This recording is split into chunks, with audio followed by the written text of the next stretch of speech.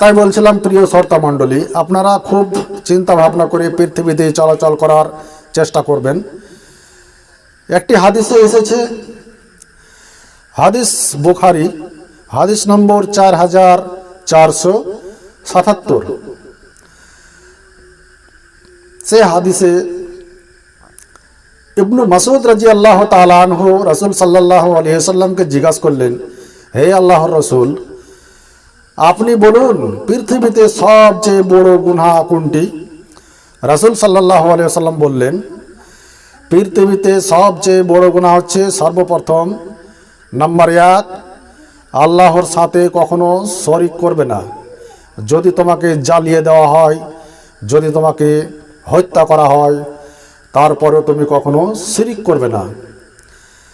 এই হাদিস দ্বারা প্রমাণিত হয় যে সব থেকে পৃথিবীতে বড় গুনাহ হচ্ছে আল্লাহর সাথে শরীক করা। তারপর ইবনু মাসউদ রাদিয়াল্লাহু তাআলা আনহু আবার জিজ্ঞাসা করলেন, হে আল্লাহর রাসূল, তারপর কোনটি? আল্লাহর রাসূল সাল্লাল্লাহু আলাইহি ওয়াসাল্লাম বললেন, তারপর হচ্ছে তোমার সাথে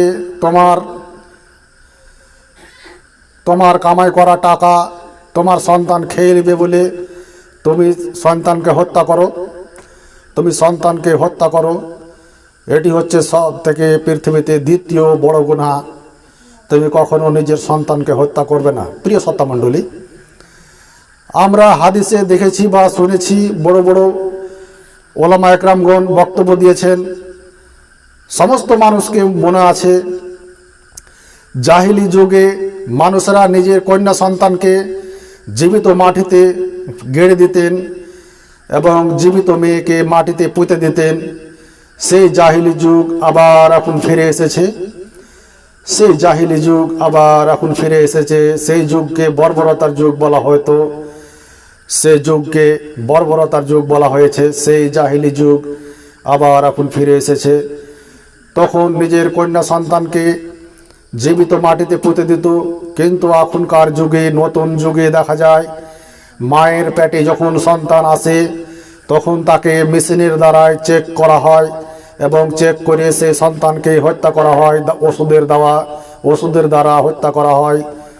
সেই বর্বরতার যুগ, সেই জাহিলির যুগ আবার এখন ফিরে এসেছে। প্রিয় শ্রোতা মণ্ডলী, সেটি হচ্ছে পৃথিবীতে দ্বিতীয় বড় মহাপাপ।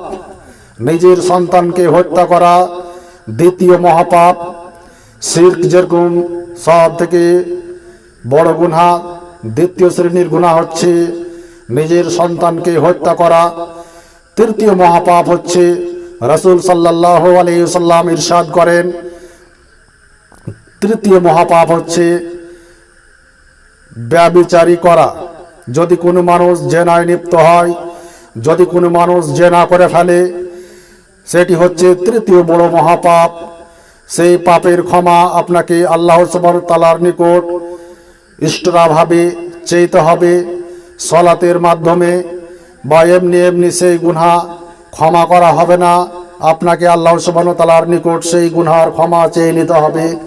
পৃথিবীতে তৃতীয় বড় মহাপাপ জেনা, ব্যভিচার। আমরা সেদিকে, আজকের আমাদের বিষয় সেটি নয়। তাই